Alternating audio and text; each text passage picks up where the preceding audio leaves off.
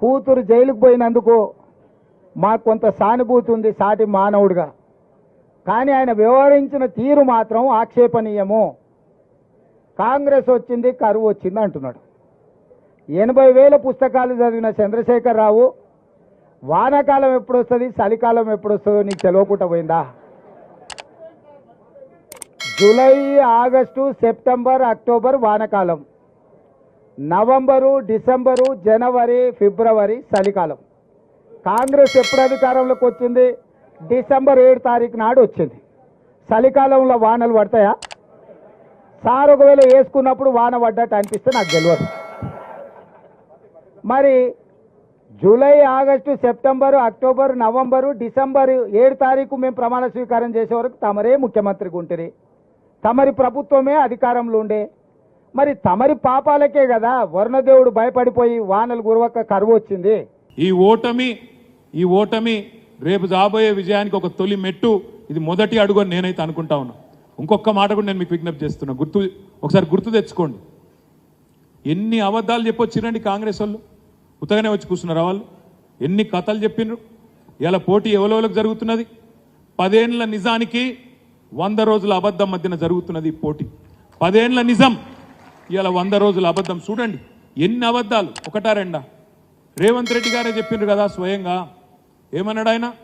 ఉరుకుండ్రి బ్యాంకుకు, ఉరుక్కుంటా పోండి, జల్దీ పోండి, ఇప్పటిదాకా తీసుకోని వాళ్ళు ఉంటే లోన్లు తెచ్చుకోండి, నేను వస్తూనే ఉన్నా, డిసెంబర్ 9 నాడు సంతకం పెడతా అన్నాడు. డిసెంబర్ 9 అనుకున్నాడు మొదలు ప్రమాణ స్వీకారం చేసేది, సోనియా గాంధీ బర్త్డే.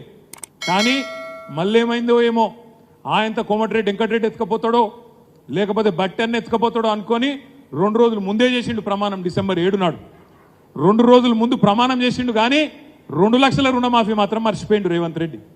2 లక్షల రుణమాఫీ అన్నాడు, మొదటి సంతకం అన్నాడు. కానీ నిన్న విలేకరు అడిగింది ఒక ఆమె తుక్కుగూడలో, ఏమని, ఏం రేవంత్ రెడ్డి గారు మరి 2 లక్షల రుణమాఫీ ఏమైందని రైతులు అడుగుతున్నారు అంటే, అది పెద్ద సీరియస్గా తీసుకునే ముచ్చట కాదమ్మా, పెద్ద సీరియస్గా తీసుకునే ముచ్చట కాదు అంటున్నాడు. ఇలా రైతులకు నోటీసులు వస్తున్నాయి బ్యాంకుల నుంచి, కడతవా సస్తవా అని. మీరు కట్టకపోతే మళ్ళీ రుణం ఇయ్య అంటున్నారు. కానీ ముఖ్యమంత్రి ఏమంటున్నాడు? సీరియస్గా తీసుకోవద్దు అంటున్నాడు. ఇంకా సిగ్గుచేటు ఏంటంటే రేవంత్ రెడ్డి గారి మాట, నిన్న పత్రికా సమావేశంలో మాట్లాడుతున్నాడు రేవంత్ రెడ్డి. పరిపాలన నా చేతుల్లో లేదు, ఎలక్షన్ కమిషన్ చేతుల్లో ఉంది అంటుండు. ఇక మరి ముఖ్యమంత్రిగా నువ్వెందుకయ్యా నాయన, నాకు అర్థం కాదు. పరిపాలన అల్టిమేట్గా ముఖ్యమంత్రి గారి చేతుల్లోనే ఉంటుంది. తాత్కాలికంగా ఎలక్షన్ కమిషను ఓ 2 నెలల పాటు ఎలక్షను సజావుగా జరిగేందుకు సమన్వయం చేస్తుంది. కానీ పరిపాలన ముఖ్యమంత్రి గారి చేతుల మీదగానే ఉంటుంది.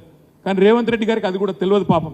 ఎందుకంటే మీకు తెలుసు, ఆయనే చెప్పిండు ఎలక్షన్ ముందు, సార్ మరి నీకు పరిపాలన అనుభవం లేదు కదా, ఎట్లా నడుపుతావు అంటే ఏమన్నాడు?